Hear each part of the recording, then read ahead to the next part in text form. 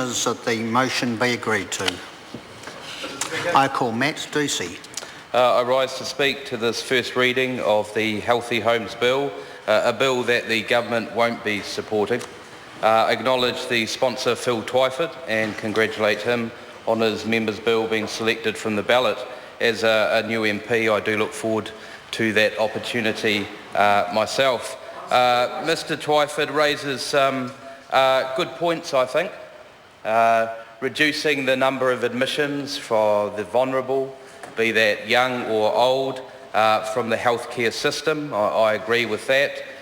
Reducing the cost and more preventative intervention for the healthcare system.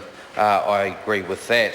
But I suppose what I don't agree, and I'll be raising these 3 points, Mr Speaker, over the course of my talking tonight, is the unintended risk to housing supply for this bill, the unintended increased rents that this bill may cause, and very much the unclear level of standards that this bill will set. So, Mr Speaker, just looking at this bill, I must admit I haven't had a lot of time to look at it tonight, but it's intended to ensure that every rental home, social or private, in New Zealand meets minimum standards. Heating, insulation, indoor temperatures, ventilation, draft stopping and drainage. And Mr Twyford is right about the health effects of cold, damp and leaky homes. For someone who's had a career in health and specifically mental health, I understand how this can manifest into health conditions such as bronchitis and asthma, and also how it manifests into mental health issues for people who are stressed and causes depression and anxiety. And I suppose, Mr Speaker, that's why this national government has invested in insulating every state house that can be insulated, as well as trialling minimum quality standards on Housing New Zealand houses. The government, though, is yet to make a decision on minimum quality standards to other social housing providers and to the private rental market. So as I say, Mr Speaker, this bill does pose an unintended consequence or threat to housing supply. The advice is that thousands of houses will never be able to be insulated and will never meet the standards required. I suppose for someone who represents an electorate that was severely hit by the first earthquake and consequently the second earthquake and the lack of housing in Canterbury, I suppose we need to make sure we use all the housing stock we have. Waimak is the third largest, has the third largest population growth of all the electorates, and we need to ensure and sustain the housing stock we have and not do anything to incur any further shortage that unfortunately a disaster like the earthquakes has caused. We've seen significant population shift in Canterbury and the housing market is responding to that. Could I also share some experiences of mine, Mr Speaker, of the way social providers and also community providers are responding to this very important need of making our houses in New Zealand drier and warmer.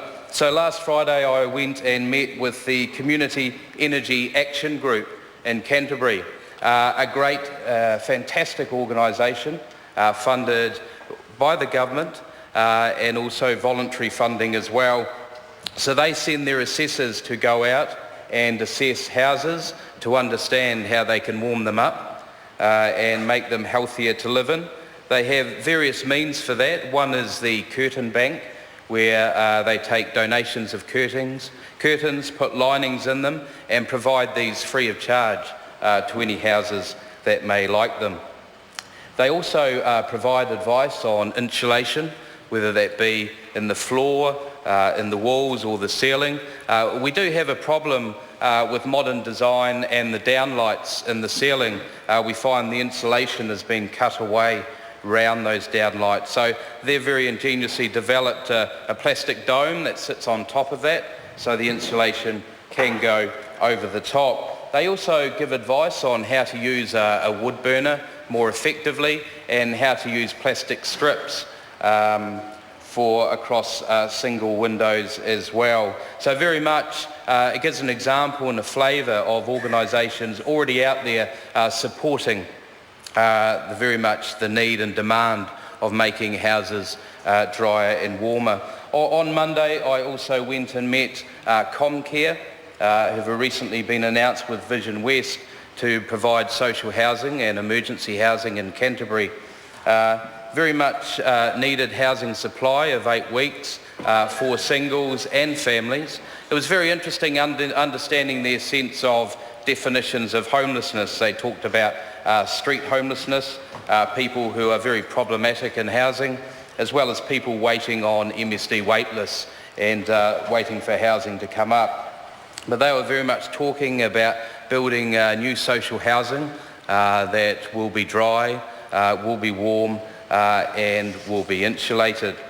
So, Mr. Speaker, just to summarise there, I'm not supporting this bill because of those 3 things. Very much concerned about this bill, the unintended risk to housing supply, whether this means once the bill comes in that tenancies will have to be cancelled, people will have to be put out on the street.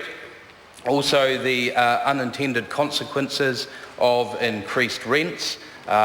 Will this force very vulnerable people in the rental market to seek further overcrowded housing as this level of rentals is taken off the market?